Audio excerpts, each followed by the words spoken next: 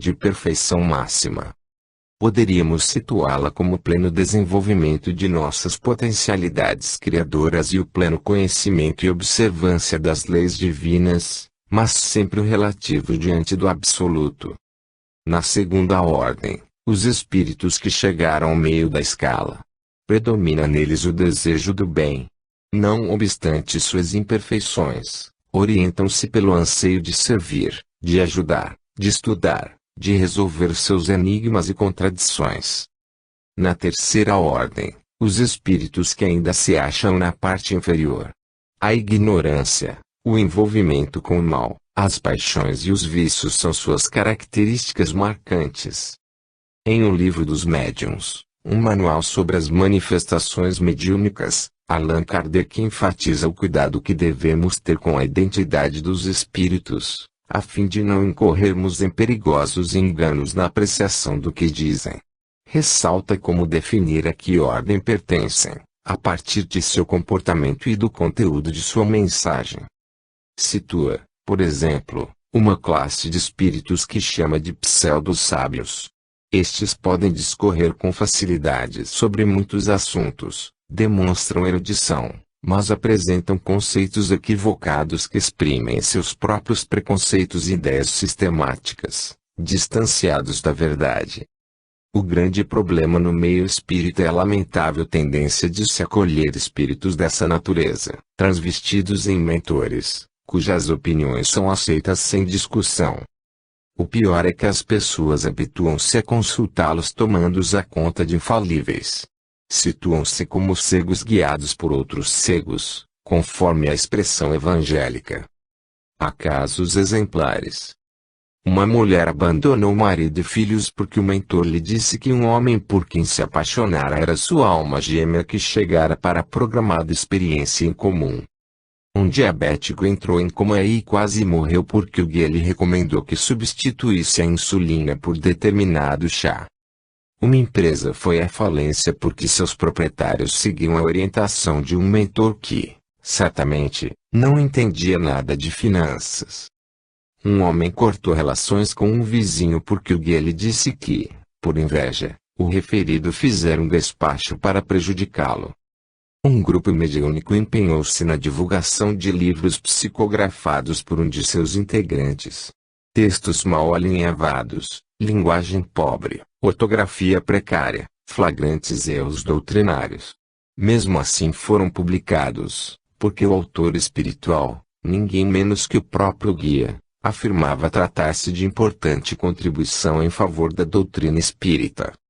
Todos que morejamos na Terra somos, obviamente, espíritos. Uma única diferença nos distingue: estamos encarnados. Assim, a escala espírita vale para nós. Também estamos num determinado degrau da imensa escada que nos conduzirá aos páramos celestes. Haverá entre nós espíritos, da primeira ordem, puros, perfeitos. Houve um apenas. Jesus. Espíritos da segunda ordem, que se orientam exclusivamente pelo desejo de fazer o bem, têm transitado em número razoável pelas paragens terrestres. São os grandes idealistas, que, não obstante suas limitações, trabalham em favor do progresso humano.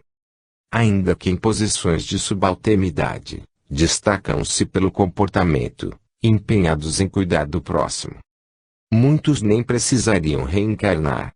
Deixam os patamares mais altos em que se encontram para estimular a ascensão os irmãos do que se demoram em degraus mais baixos.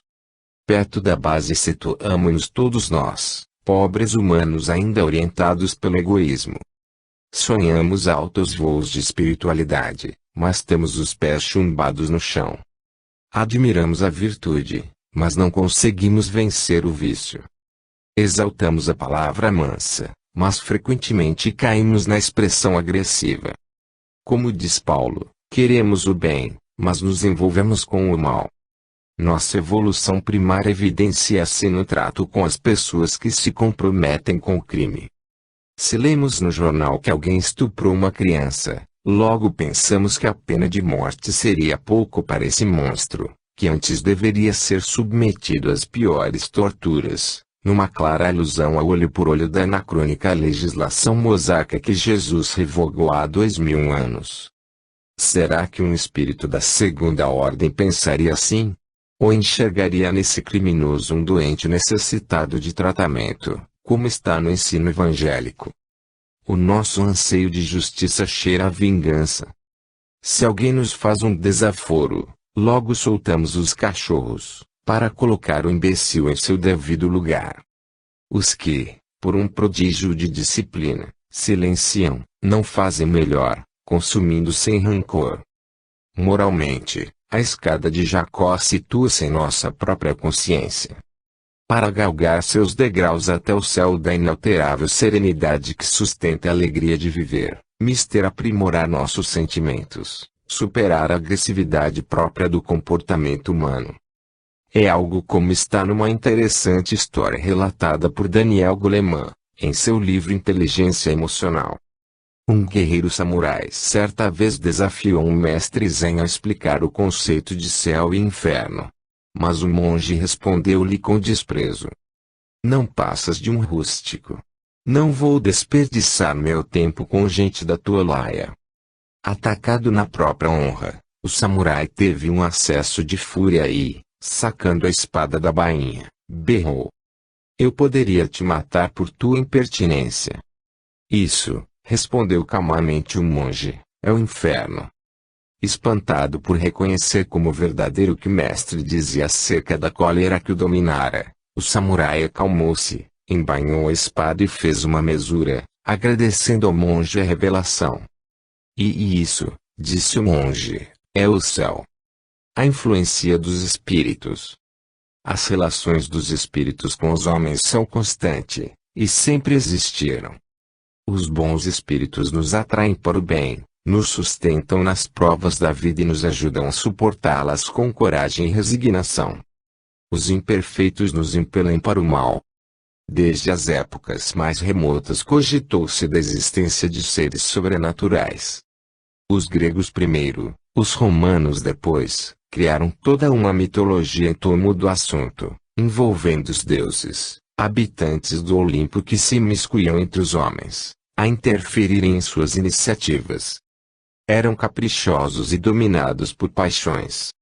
A Guerra de Troia, decantada nos versos famosos de Homero, teve sua origem numa briga entre deusas enciumadas, quando se elegeu a mais bela de todas.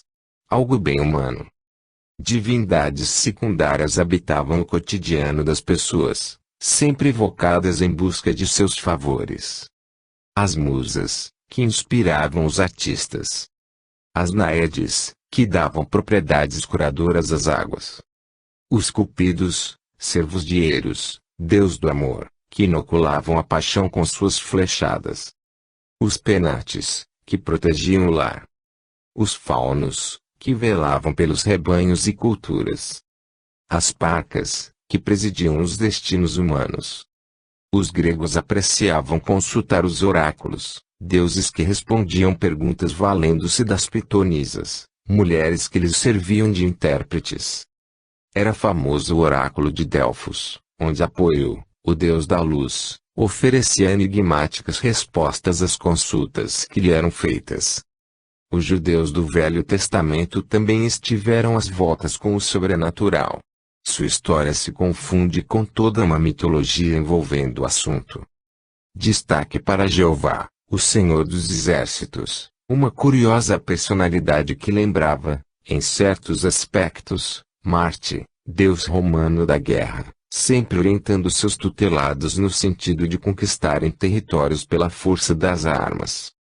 Destituído de piedade, recomendava que passassem a fio de espada, em terra inimiga, tudo o que tivesse fôlego. À semelhança de outros povos antigos, os judeus também procuravam os instrumentos do sobrenatural, oráculos e pitonisas, ávidos por saber o que lhes reservava o futuro. Tantos foram os excessos ao tempo de Moisés que o enérgico legislador decidiu proibir aquelas evocações. O apostolado de Jesus é pontilhado de contatos com o sobrenatural. Em inúmeras circunstâncias libertou pessoas assediadas pelos então chamados espíritos imundos.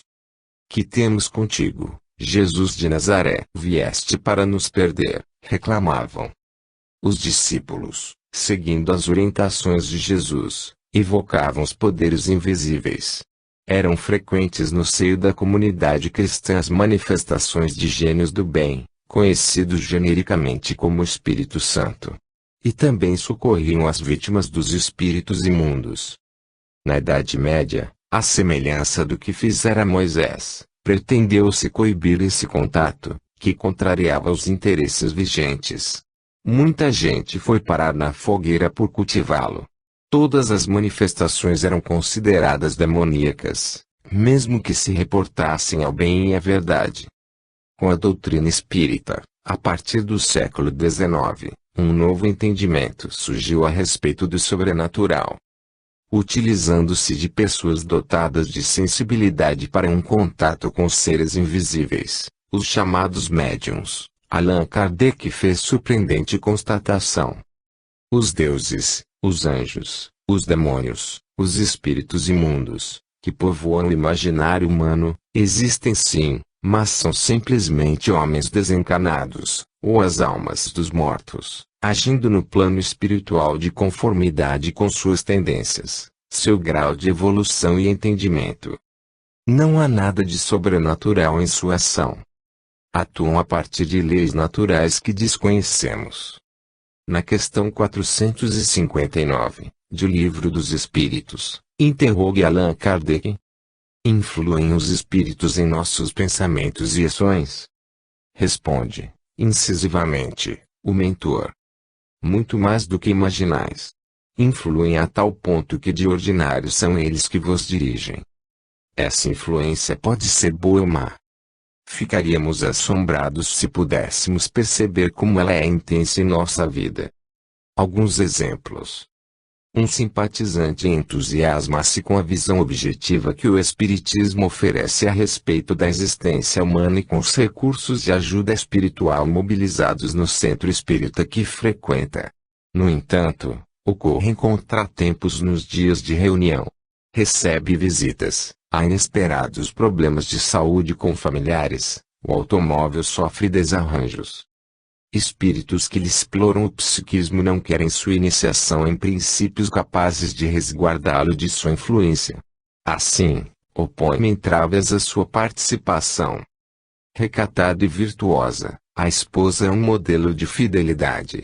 Não obstante, o marido, ciumento e desconfiado, conturba o relacionamento com acusações descabidas.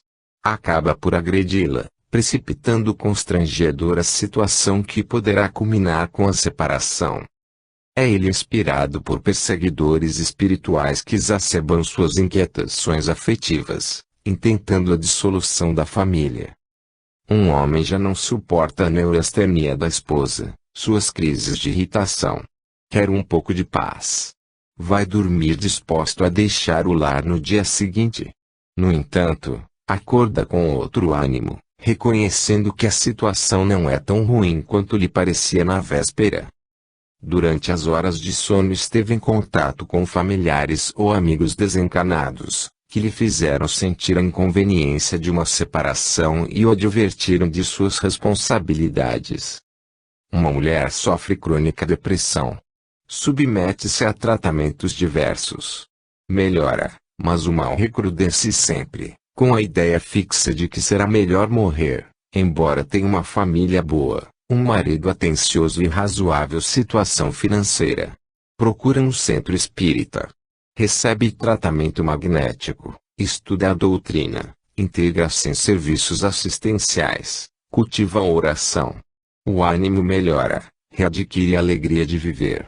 Revitalizada pelo tratamento magnético e modificando suas disposições, mudou a sintonia vibratória e se livrou de espíritos perturbadores que inspiravam suas angústias.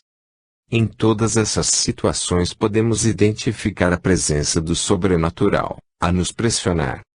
A fim de nos livrarmos dos maus espíritos, habilitando-nos à proteção dos bons, Fundamental compreender que nossa relação com a espiritualidade opera-se pelos condutos do pensamento, observado o fator sintonia. Se cultivo os aspectos positivos da existência, se sou otimista, bem-humorado, dotado de boa vontade, humilde, compreensivo, tolerante, nenhum espírito conseguirá inocular-me ideias infelizes, porque não haverá espaço em minha mente para suas sugestões. Conclusão óbvia. Nossos estados de ânimo não dependem simplesmente da influência dos espíritos. Ao contrário, geralmente a influência dos espíritos decorre de nossos estados de ânimo. Isso acontece com frequência nos acontecimentos mais funestos. A pessoa diz: não sei o que aconteceu comigo. De repente fui envolvido por uma força estranha, perdi o controle e agredi minha mulher. Está querendo atribuir o ato de violência a pressões espirituais. Certamente elas estavam presentes, mas não originaram a agressão. Apenas acentuaram o impulso agressivo. Os espíritos inferiores não nos induzem ao mal. Exploram o mal que está em nós. Neste aspecto é importante considerar a questão 469, do Livro dos Espíritos, quando Kardec pergunta: como podemos neutralizar a influência dos maus espíritos? Ao que responde o mentor espiritual que o assiste: praticando bem e pondo em Deus a vossa confiança. A resposta é clara e incisiva. As duas recomendações são basilares. Se a influência espiritual inferior está relacionada com o fator sintonia, ocupando nossa mente com os valores do bem, inibimos a ação dos obsessores. Há quem imagine que praticar o bem é dar esmolas ou contribuir para instituições assistenciais. Isso é razoável, mas o bem não pode ocupar tão reduzido espaço em nossa vida. É preciso dar-lhe amplitude. Não se faça eventual a bondade. Seja ela um jeito de viver.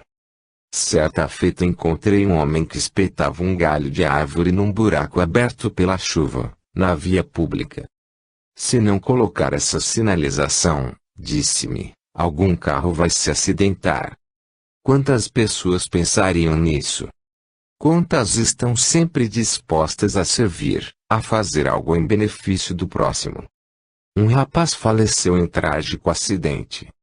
Certamente retornou aos planos mais altos da espiritualidade, após breve jornada na Terra. Você concordará comigo, leitor, sabendo algo a seu respeito. Era alguém que lavava pessoalmente suas roupas, evitando sobrecarregar sua mãe e também porque não achava justo que ela cuidasse de algo que lhe competia fazer. Arrumava sua cama, trazia em perfeita ordem objetos de uso pessoal, o material escolar. Ajudava nas tarefas domésticas, ocupava inteiramente seu tempo no empenho de servir. Certamente, não era deste mundo.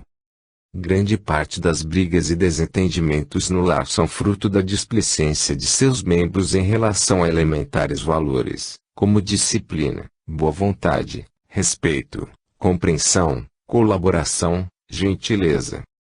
Ressalte-se, a disposição de servir sem cobrar reciprocidade é a alma do bem. Participantes do agrupamento doméstico, particularmente os adolescentes, comportam-se, não raro, como hóspedes descuidados, deixando para a dona da casa ou a serviçal o encargo de pôr ordem na bagunça que fazem. Se não colaboram no lar, com certeza terão dificuldade em cumprir seus deveres perante a comunidade, particularmente no exercício da solidariedade, a chave mágica do bem-estar social. Pessoas que pensam nos outros e dão o melhor de si em favor dos semelhantes são bem ajustadas e felizes, imunizadas contra a influência das sombras, vestem-se com a luz do bem. Confiar em Deus é ter a certeza de que Ele é o nosso Pai, que nos protege, que nos guia, que nos inspira, que nos reserva um futuro melhor. A pessoa que guarda temores e angústias em face de determinadas situações, favorecendo a influência dos maus espíritos, simplesmente está revelando a precariedade de sua crença. Se confio em Deus, jamais ficarei inseguro. Enfrentarei situações difíceis, problemas complexos, mas estarei firme, forte, disposto, animado, consciente de que Deus proverá. Espíritos obsessores não conseguem envolver aquele que confia em Deus. Por isso o apóstolo Paulo diz: se Deus estiver conosco, quem estará contra nós? Essa gloriosa presença de Deus é exaltada pelo espírito José Silvério Horta, que foi sacerdote em sua romagem terrena. Em emocionantes versos psicografados por Francisco Cândido Xavier, lembra a oração dominical, Parnaso de Além-Túmulo, edição Febe, Pai Nosso, que estás nos céus, na luz dos sóis infinitos, Pai de todos os aflitos deste mundo de escarcéus. Santificado, Senhor, seja o teu nome sublime, que em todo o universo exprime concórdia, ternura e amor. Venha ao nosso coração o teu reino de bondade, de paz e de claridade na estrada da redenção. Cumpra-se o teu mandamento que não vacila e nem erra, nos céus, como em toda a terra de luta e de sofrimento. Evita-nos todo mal, dá-nos o pão no caminho, feito na luz, no carinho do pão espiritual. Perdoa-nos, meu Senhor, os débitos tenebrosos, de passados escabrosos, de iniquidade e de dor. Auxilia-nos, também, nos sentimentos cristãos, a amar nossos irmãos que vivem longe do bem. Com a proteção de Jesus, livra a nossa alma do erro, sobre o mundo de desterro, distante da vossa luz. Que a nossa ideal igreja seja o altar da caridade, onde se faça a vontade do vosso amor. Assim seja. A flor e o espinho. Jesus é o guia e modelo para toda a humanidade. E a doutrina que ensinou e exemplificou é a expressão mais pura da lei de Deus. Medições precisas, mediante cálculos astronômicos, demonstram que a Terra tem perto de 4 bilhões e 500 milhões de anos. Se quisermos ter uma ideia do que é esse tempo, imaginemos a história de nosso planeta contada num livro de 500 páginas, desde o momento em que se desprendeu do Sol, massa de fogo incandescente. O ser humano surgiria na derradeira linha da última página. Na última letra da palavra final estaria contida a história da civilização ocidental. Segundo Darwin, a evolução dos seres vivos se processa por seleção natural. Indivíduos de uma mesma espécie conseguem adaptar-se a determinada situação, a partir de sutis modificações em sua estrutura, dando origem a mutações que resultam em novas espécies. O processo é extremamente lento. Demanda milhões de anos, razão pela qual não é perceptível. A doutrina espírita admite a seleção natural, atendendo às contingências do planeta e à capacidade de adaptação das espécies, mas com um reparo fundamental. Nada é aleatório. Há um planejamento feito por espíritos superiores, prepostos do Cristo, que chamaríamos de engenheiros siderais, especializados em engenharia genética. Eles é que, desde os primórdios, transformaram a Terra em gigantesco laboratório onde manipulavam, com recursos magnéticos, os genes, em experiências que visavam o aperfeiçoamento dos seres vivos, até um estágio de complexidade que permitisse a encarnação dos seres pensantes, os espíritos. Este corpo que ostentamos, que causa espanto aos próprios cientistas por sua perfeição, levou milhões de anos para ser aprimorado pelos técnicos espirituais, que trabalham na intimidade das células, direcionando as mutações. As espécies intermediárias que ficaram, compondo a fauna e a flora, situam-se em degraus evolutivos a serem galgados pelo princípio espiritual em evolução, a caminho da razão. A Terra é hoje uma incubadora espiritual e ao mesmo tempo um educandário para espíritos no estágio de evolução em que se encontra a humanidade. Tudo isso implica organização, marcada por uma hierarquia que envolve cadeias de comando a se afunilarem, como uma grande pirâmide. No topo, alguém dirigindo. Aqui entra a figura extraordinária de Jesus, que, segundo informa Emmanuel, no livro A Caminho da Luz, psicografia de Francisco Cândido Xavier, não foi simplesmente o fundador de uma religião. Muito mais que isso, É nosso governador. Quando a terra foi formada, Jesus já era um espírito puro e perfeito, um preposto de Deus. Foi, então, convocado pelo Criador para governar o planeta, com a tarefa de presidir a sua evolução e orientar multidões de espíritos que aqui seriam trazidos, quais alunos levados a uma escola para aprendizado específico relacionado com suas necessidades. Somos todos tutelares do Cristo, que nos conduz, segundo a expressão do salmista, pelas veredas retas da justiça.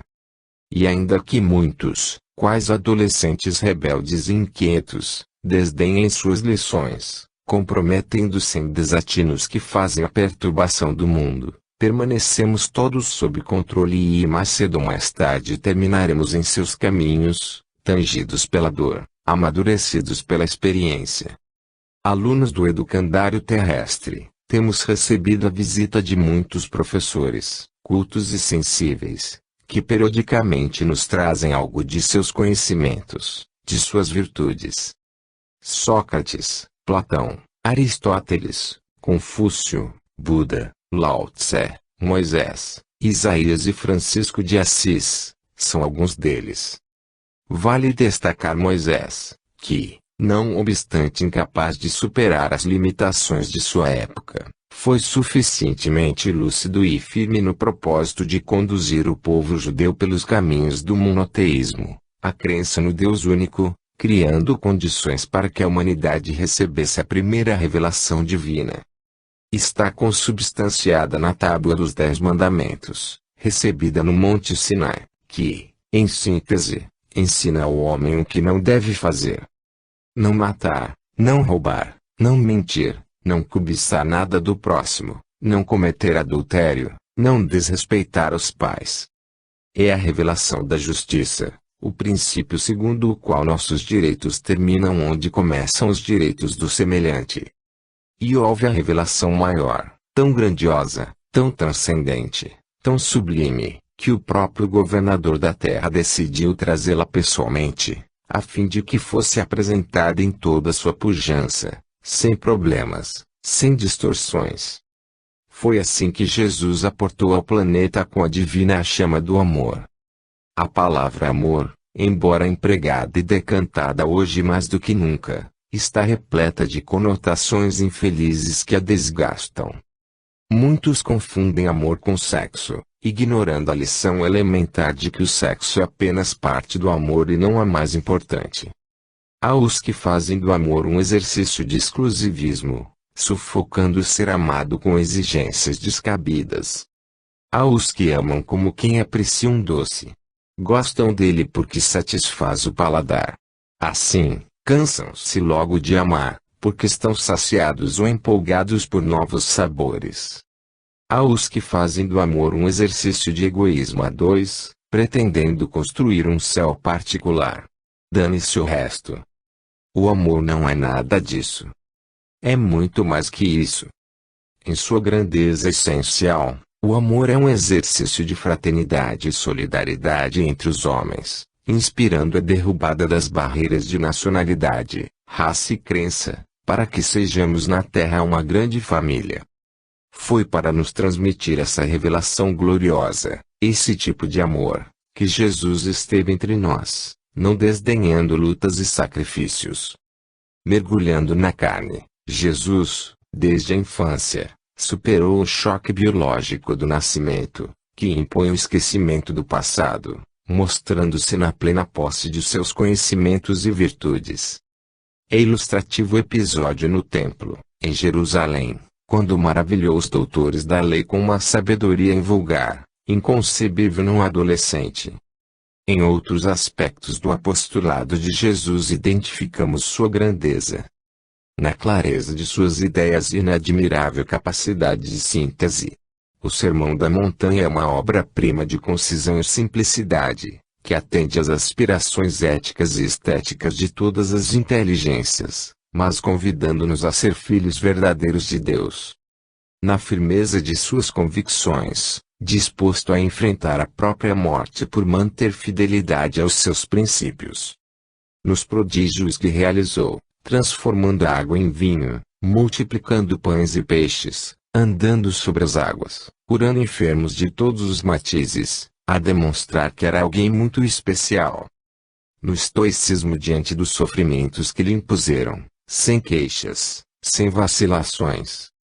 Na admirável capacidade de perdoar seus algozes e os próprios discípulos, que o haviam abandonado num momento extremo, fugindo precipitadamente. Nos exemplos de humildade e sacrifício ao longo de seu apostolado, marcados indelevelmente pela manjedoura e a cruz. Na questão 625, do Livro dos Espíritos, Kardec pergunta: qual o tipo mais perfeito que Deus ofereceu ao homem, para lhe servir de guia e modelo? Responde o mentor espiritual que o assiste: Jesus. E comenta o codificador: para o homem, Jesus constitui o tipo da perfeição moral a que a humanidade pode aspirar na Terra. Deus não lhe oferece como o mais perfeito modelo, e a doutrina que ensinou é a expressão mais pura da lei do Senhor, porque, sendo ele o mais puro de quantos têm aparecido na Terra, o Espírito Divino o animava. Adeptos de qualquer doutrina religiosa vinculada ao cristianismo, felizes aqueles que aceitam Jesus por mestre, que colocam em prática suas lições, que imitam seus exemplos. Estes vivem sempre bem, felizes, e animados, mesmo em meio às dores e atribulações humanas, porque, como diz Carmen Senira, psicografia de Francisco Cândido Xavier, Parnaso de Aentúmio. Com o mundo uma flor tem 1000 espinhos, mas com Jesus um espinho tem 1000 flores.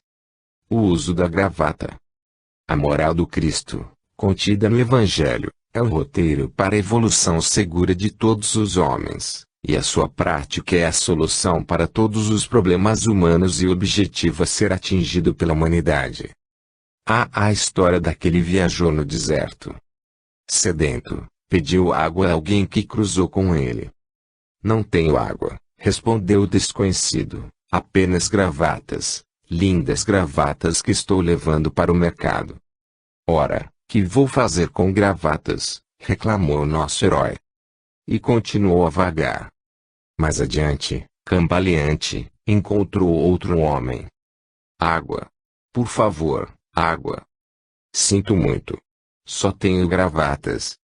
Exausto, quase morto de sede, encontrou um terceiro viandante, que também levava gravatas ao mercado. O infeliz arrastou-se por vários quilômetros, até que, eufórico, viu um grande hotel à distância. Reunindo suas últimas energias, chegou engatinhando à recepção e gemeu: Roquenho. Por favor, pelo amor de Deus, preciso de água. O recepcionista o contemplou, compadecido, e respondeu: Desculpe, senhor. De acordo com o regulamento, não atendemos ninguém sem gravata.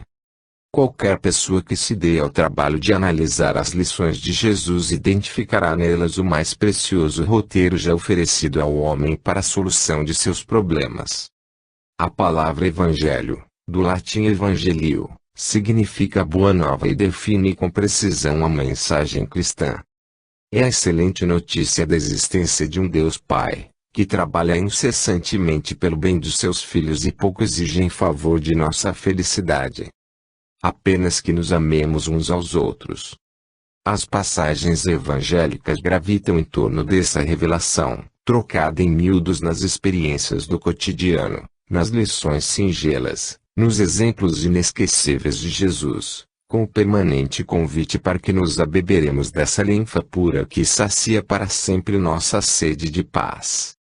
Embora o roteiro evangélico seja claro e objetivo, raros atingem a celeste fonte de bênçãos. E deparamo-nos, a todo momento, com cristãos sedentos de paz, tristes, deprimidos, angustiados, doentes, infelizes. Qual o problema? O que está faltando? Elementar. Falta gravata. Usá-la seria nos submetermos às disciplinas necessárias, que se exprimem no empenho de assimilar e vivenciar os ensinamentos de Jesus. Alguns exemplos. Diante das ofensas. Usar a gravata seria perdoar, não 7 vezes, mas 70 vezes 7, isto é, perdoar incessantemente, incondicionalmente aqueles que nos ofendam, sem guardar ressentimentos ou cultivar a volúpia da mágoa. Certa feita uma senhora, às voltas com complicada família, marido e filhos agressivos que infernizavam sua vida, reclamava com Chico Xavier. Não suportava mais. Estava prestes a explodir. Minha filha, dizia o abnegado médium traço, Jesus recomendou que perdoemos não 7 vezes, mas 70 vezes 7. Olhe, Chico, tenho feito contas. Perdoei meus familiares bem mais que 490 vezes. Já fiz o suficiente. Bem, minha filha, Emmanuel está ao meu lado e manda dizer-lhe que é para perdoar 70 vezes 7 cada tipo de ofensa. Ainda há muito a perdoar. Diante do desajuste alheio. Usar gravata seria não discriminar ninguém, procurando ajudar mesmo os que nos prejudiquem, lembrando com Jesus que os sons não precisam de médico. Uma senhora teve sua casa invadida por um amigo do alheio. Levou seus pertences, suas joias e o dinheiro que guardava em casa, mas não levou sua tranquilidade, seu espírito cristão. Isso ficou patente quando o assaltante foi preso.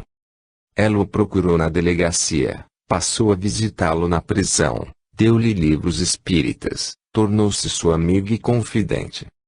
Com suas iniciativas operou nele uma espantosa transformação, ajudando a reformular suas concepções de vida e a converter-se aos valores do Evangelho.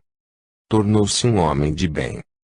Diante das dificuldades do mundo, usar a gravata seria confiar na proteção divina, fazendo o melhor, cumprindo nossos deveres, buscando o reino de Deus e a sua justiça, confiantes de que tudo mais virá por acréscimo. Quando aquele jovem italiano começou a atender pobres, dando-lhes de comer e vestir, seu pai o censurou. Como te atreves a dar o que não te pertence? Tudo o que usas é comprado com meu dinheiro. Então ele deixou tudo com o genitor, até suas próprias vestes. Confiante em Deus, partiu para a gloriosa missão. Nascia Francisco de Assis, um dos vultos mais notáveis do cristianismo. Diante do falecimento de entes queridos, usar a gravata seria retomar a normalidade, reassumir nossas vidas, cultivando bom ânimo, deixando aos mortos cuidarem de seus mortos, conforme a expressão evangélica, evitando questionamentos e apego, que paralisam nossa iniciativa e perturbam os que retornam à pátria espiritual. Eles nos falam mais ou menos assim, nas comunicações mediúnicas ou nos contatos espirituais durante o sono. Amados, não se atormentem. Continuamos vivos, e retribuímos com intensidade maior o afeto, o carinho que nos dedicam. Também sentimos saudades. Vibramos com suas alegrias, choramos com suas tristezas, mas é preciso seguir em frente. O Senhor nos ampara a todos. Confiemos. O tempo passa célere. Em breve estaremos juntos novamente, na vida maior. Diante do mal. Usar a gravata é considerar que antes de ver o cisco no olho do irmão é preciso retirar a lasca de madeira que está em nosso olho. Inconcebível apontar nos outros males que não superamos. O pai surpreende o filho fumando. Preocupado, procura alertá-lo. Meu filho, não fume. O cigarro afeta nossos pulmões, promove distúrbios circulatórios, cria sérios embaraços à nossa saúde. Mas, papai, responde o filho traço, se o cigarro faz tanto mal, por que o senhor fuma? Parece que a doutrina espírita cobra muito, não é mesmo, amigo leitor? Se martelamos o dedo, não devemos praguejar, é vibração deletéria. Se nos ofendem, não devemos revidar, é manifestação de animalidade. Se a vida está difícil, não devemos reclamar, é sintonia negativa. Se falece o ente querido, não devemos desesperar, é perturbação para ele. Nem mesmo o prazer de uma fofoca, é ver se não faríamos pior. É difícil ser espírita. Mas estamos equivocados se pensamos assim. O espiritismo é a doutrina da consciência livre. Não cobra nada. Apenas amplia o campo de nossas percepções, a nossa visão das realidades espirituais, mostrando-nos, como ensinava o apóstolo Paulo, que todas as coisas nos são lícitas, mas nem todas nos convêm. Imperioso, portanto, aplicar o Evangelho, buscando definir o que Jesus espera de nós. Enquanto não o fizermos, jamais teremos acesso aos mananciais divinos, que saciam nossa sede de paz e harmonia. Simplificando, usemos a gravata. O efeito e a causa. O homem tem o livre-arbítrio para agir, mas responde pelas consequências de suas ações. Relata o evangelista Mateus, no capítulo 26 de seu evangelho, que em plena madrugada Jesus estava no Getsemane, um jardim de oliveiras, nas cercanias de Jerusalém, quando chegou o grupo enviado pelos sacerdotes para sua detenção. O representante do Sinédrio deu a ordem de prisão. Alguém iniciou violenta resistência, decepando-lhe a orelha com uma espada. Teria sido Simão Pedro, segundo o evangelista João. Não obstante essa informação, é estranho que Pedro portasse uma arma. Afinal, tanto ele como os companheiros eram orientados por um mestre que ensinava e exemplificava a mansuetude. Mateus, Marcos e Lucas, que também se reportam ao episódio, não identificam o agressor. Jesus o conteve, advertindo: guarda a tua espada, pois todos os que pegarem na espada, da espada morrerão. Em seguida, segundo Lucas, tocou a orelha do homem e curou. Como todos os evangelistas informam que fora decepada, podemos considerar que Jesus operou o primeiro reimplante da história, simplesmente aplicando seu poderoso magnetismo. Dia virá em que a medicina empregará recursos semelhantes, substituindo as complexas e trabalhosas técnicas da cirurgia plástica. Interessa-nos particularmente a observação de Jesus, que deu origem ao provérbio: quem com ferro fere, com ferro será ferido. O apóstolo Paulo diz algo semelhante na Epístola aos Gálatas. Não vos enganeis, Deus não se deixa escarnecer, pois tudo que o homem semear, isso também ceifará. Outro provérbio, inspirado nessa afirmativa, adverte: quem semeia ventos colhe tempestades. Há uma relação de causalidade entre o mal que praticamos e o mal que sofremos depois. O prejuízo que impomos ao semelhante é débito em nossa conta, na contabilidade divina. E pagamos aqui mesmo, afirmam Jesus e Paulo. Inelutavelmente. Sobre essa contingência, outro provérbio: aqui se faz, aqui se paga. Alguns aspectos devem ser considerados. Há quem apronta horrores e morre, sem haver colhido 1/100 dos males que semeou. Há quem use e abusa da espada, no sentido de exercitar a violência. Não obstante tem vida longa e morre de causa natural. Pior, pessoas de boa índole e caridosas enfrentam situações difíceis, sofrimentos merecidos. Gente pacífica e prudente morre de forma violenta. Estaria Jesus equivocado nas suas ponderações? Evidentemente, não. Apenas tem sido mal interpretado. É o que acontece quando deixamos de lado a ideia da reencarnação, que, associada à lei de causa e efeito, compatibiliza a justiça de Deus com as contingências humanas. Pessoas que sofrem violências, que enfrentam acerbas dificuldades e atrozes padecimentos, aparentemente merecidos, estão colhendo o que semearam em vidas anteriores. Consideremos, entretanto, até para que possamos entender os mecanismos a que estamos sujeitos, que a lei de causa e efeito, que gera o chamado karma da filosofia hindu, não deve ser confundida com a pena de talião, de Moisés, que se exprime no olho por olho, dente por dente. Quando Jesus afirma que quem usa a espada com a espada perecerá, Ou Paulo proclama que tudo o que semearmos colheremos, reportam-se ao fato de que receberemos de volta todo o mal que praticarmos, em sofrimentos correspondentes, não necessariamente idênticos, o que equivaleria à sua perpetuação. Mato alguém com um tiro. Alguém atirará em mim. Meu assassino será fuzilado por outrem. E assim, sucessivo e indefinidamente, eternizando o mal. Aprendemos com a doutrina espírita que não é assim que funciona a justiça de Deus. Se atiro em alguém e ele morre estrebuchando, amanhã posso ter um distúrbio circulatório fulminante que também me levará a estrebuchar, impondo-me dor idêntica de minha vítima e um retorno à espiritualidade igualmente violento e traumático. As sanções divinas não dependem do concurso humano. Todo prejuízo causado ao semelhante provocará desajustes em nosso corpo espiritual, o perispírito, os quais, nesta mesma existência ou em existências futuras, se manifestarão na forma de malhas redentores.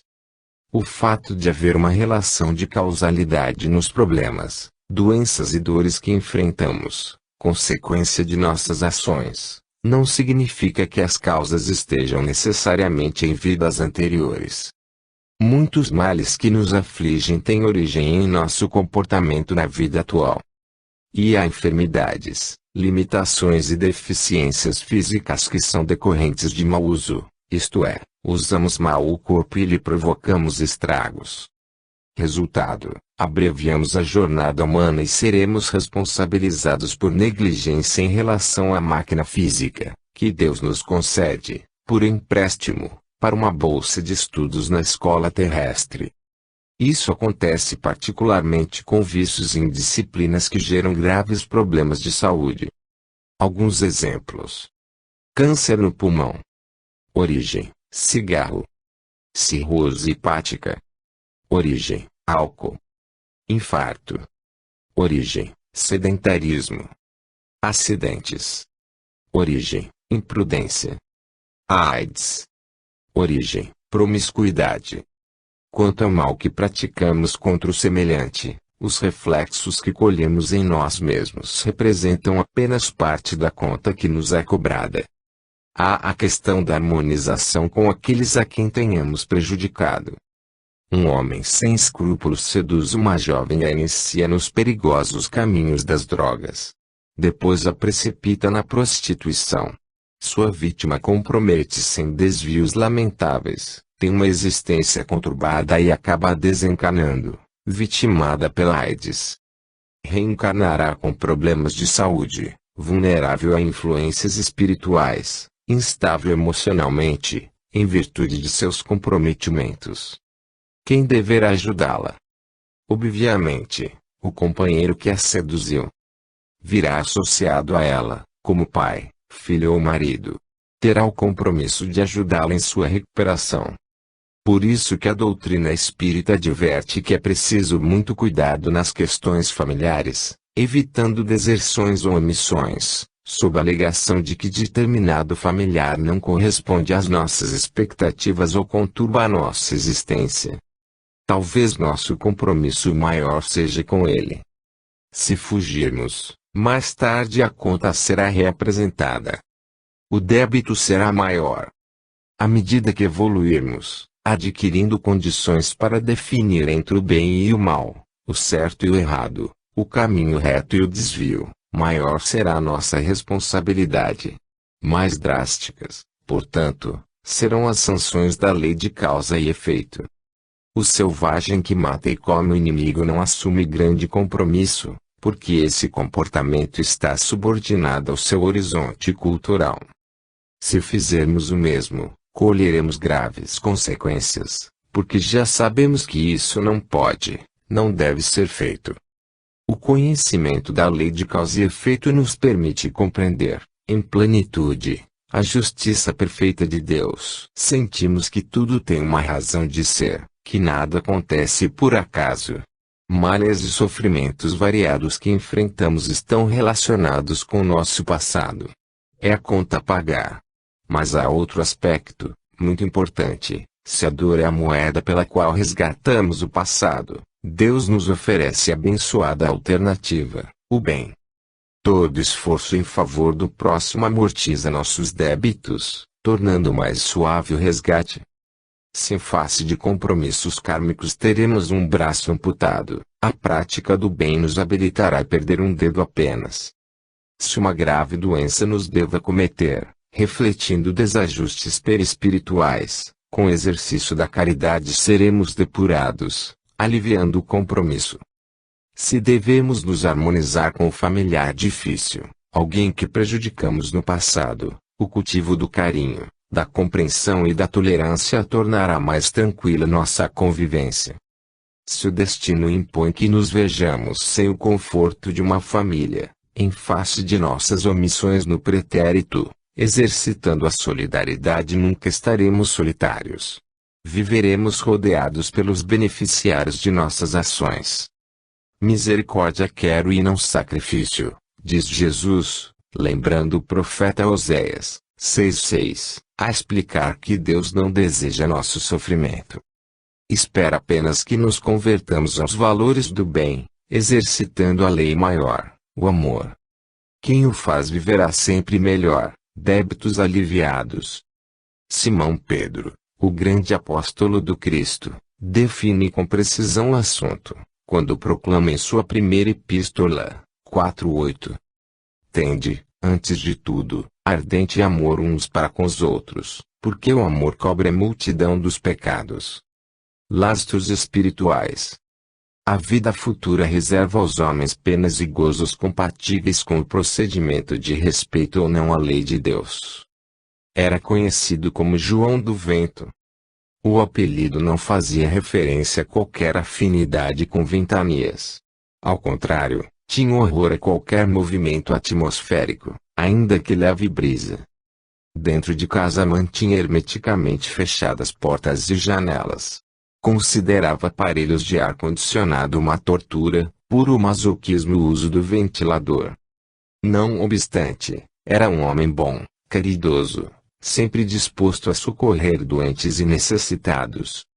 Com exceção dos problemas gerados por sua fobia, vivia bem com a família, cumpria seus deveres, fazia o melhor.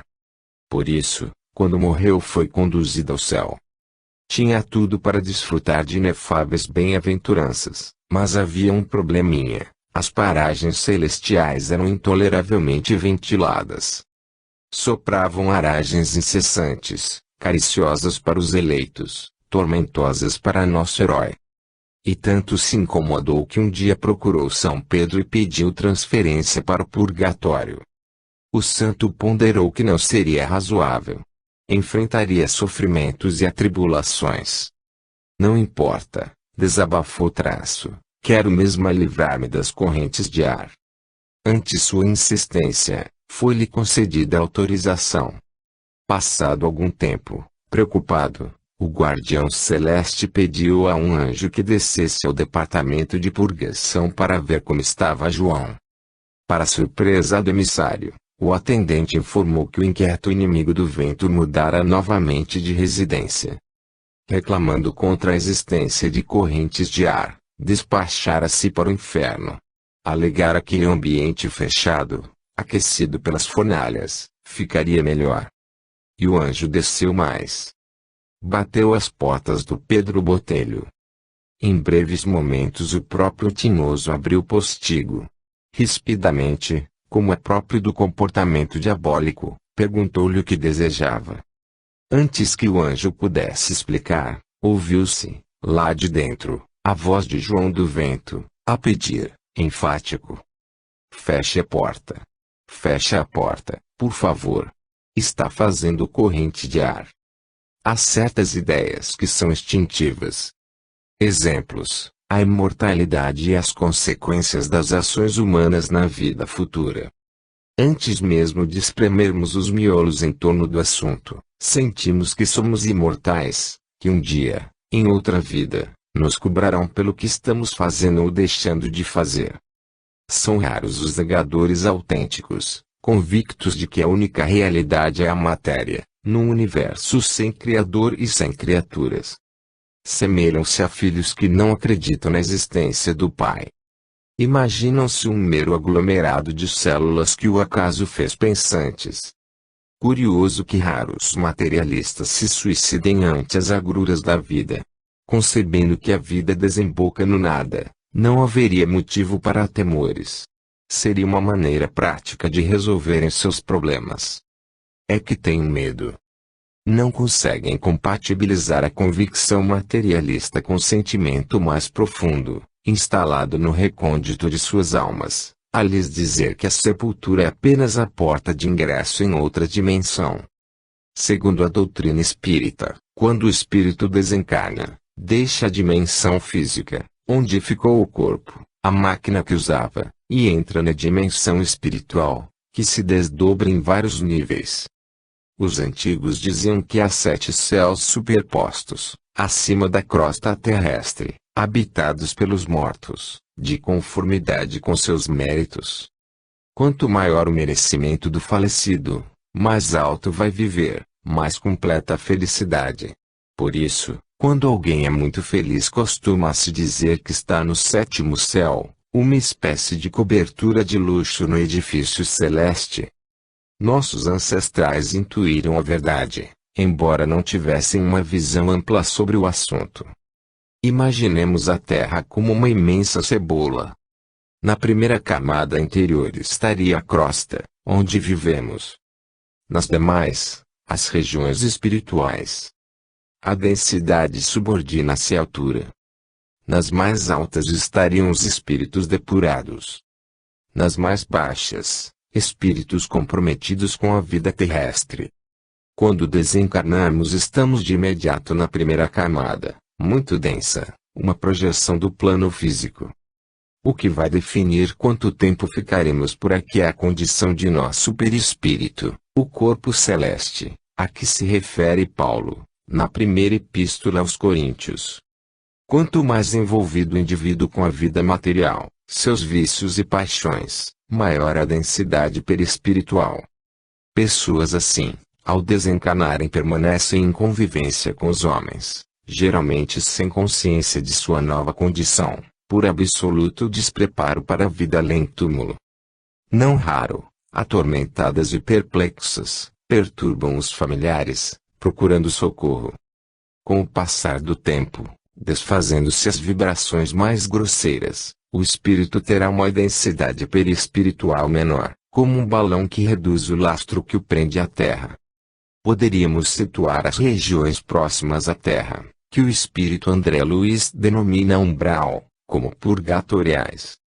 Nelas os desencarnados fazem estágios depuradores para perder lastro. Na sua famosa Divina Comédia, Dante Alighieri, poeta florentino, reporta-se a uma excursão que teria feito pelo inferno e o purgatório, guiado pelo poeta latino Virgílio, depois no céu, conduzido por sua amada Beatriz. Não obstante o caráter poético e fantástico da obra, tem-se a impressão de que Dante transitou pelo umbral durante o sono, quando ocorre a emancipação da alma. Imaginou-se no inferno ou no purgatório, segundo o que via e os contatos que estabelecia com seus habitantes. Depois, com Beatriz, identificou por celestes as regiões etéreas de nosso planeta, morada de espíritos luminosos, em altos estágios de espiritualidade. Existe muito de fantasioso em sua narrativa, mas há, também, aspectos surpreendentemente próximos do que nos revela a doutrina espírita. Aprendemos, por exemplo, que os espíritos em regiões purgatoriais tendem a se reunir, de conformidade com a natureza de suas mazelas e crimes. Constituem grupos afins, os avarentos, os assassinos, os assaltantes, os maledicentes, os invejosos, os viciosos, os pervertidos, exatamente como Dante descreve. Destaque especial, nas informações espíritas, para os suicidas, que se situam em regiões específicas, de sofrimentos inenarráveis, sem similar na Terra. São os chamados vales dos suicidas. O estágio do espírito em regiões umbralinas não é um castigo de Deus, nem implica o pagamento de suas dívidas, que deverão ser ressarcidas em novas existências na carne. Está ali porque sua densidade perispiritual impede o acesso aos planos mais altos. E ali ficará até que reconheça sua miséria moral e deseje sinceramente, do fundo de seu coração, modificar-se. Isso o libertará dos lastros da rebeldia e da revolta, habilitando-o a